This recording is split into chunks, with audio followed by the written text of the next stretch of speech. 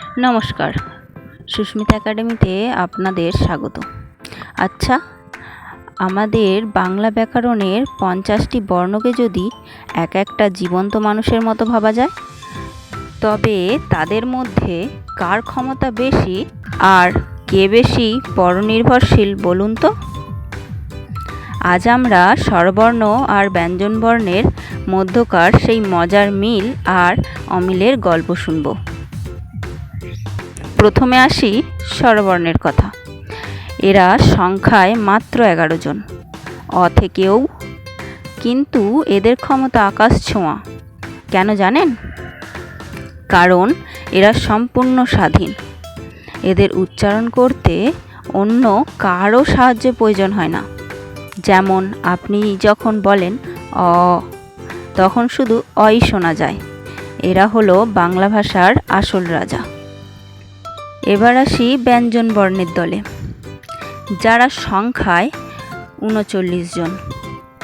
এদের চেহারা যতই বড় হোক না কেন, এরা কিন্তু একা এক পাও চলতে পারে না।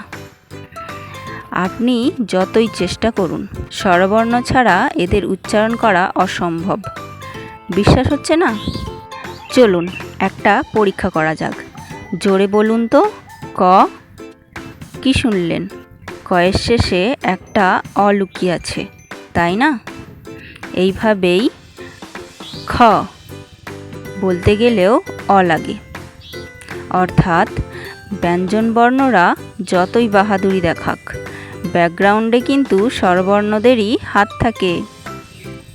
ব্যঞ্জনবর্ণের দলে আবার কিছু বর্ণ আছে যারা মহা অলস এবং অদ্ভুত, যেমন খন্দেত্ব, অনুস্বার বা বিসর্গ।